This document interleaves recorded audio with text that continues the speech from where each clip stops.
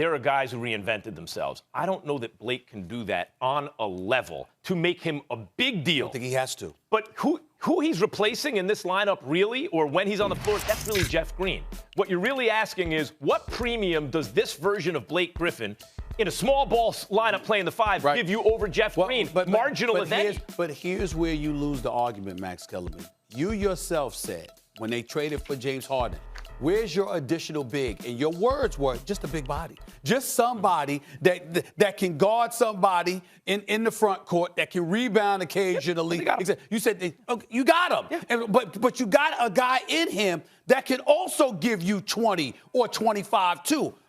Sporadically, not consistently. You're not asking them to do it. And again, if you are the number 1 or the number 2 option, which he has been throughout his basketball career, and suddenly you're not even a third option. Oh, by the way, because they got Lethal Weapon 3 in Brooklyn, and there's no way you can leave any of them alone. You're literally talking about, you're not the fourth option. Joe Harris is one of the best shooters in the league. Because of how lethal KD, Kyrie, and James Harden is, do you have any idea that how the DeAndre Jordans and the Blake Griffins of the world, they might actually get open shots? You might literally have people go like this, go ahead and shoot, because we ain't leaving these dudes alone. Go ahead and shoot.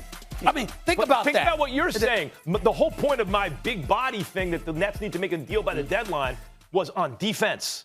Blake Griffin's not going to, marginally maybe just because he's big and strong, but he's not a defender. He's not a rim protector. But remember what I told you. I said, Max, they're like 28th.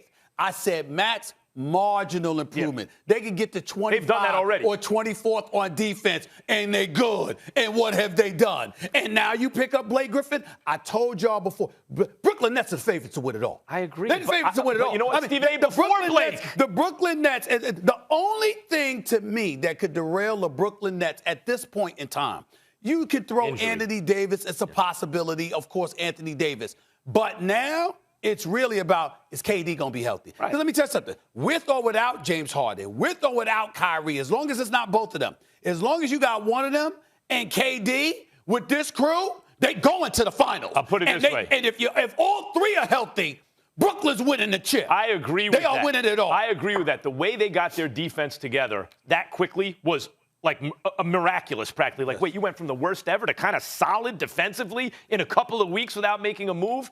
That's what I'm saying. What does Blake do? Does he make them overwhelmed? Blake moves the needle a very little bit at this point in his career on this team. Not on this team.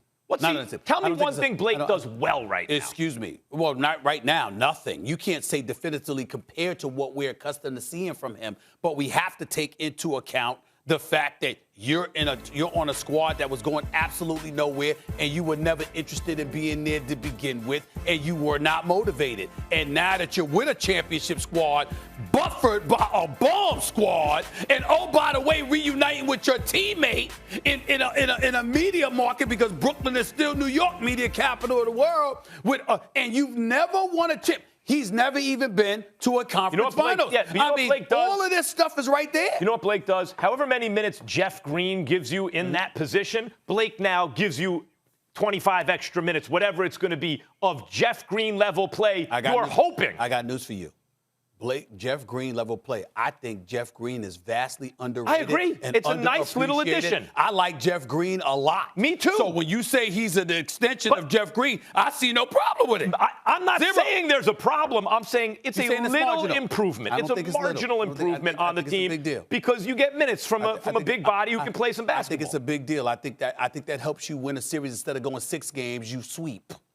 That's how I'm looking at things. Might be sweeping anyway. Oh, might not.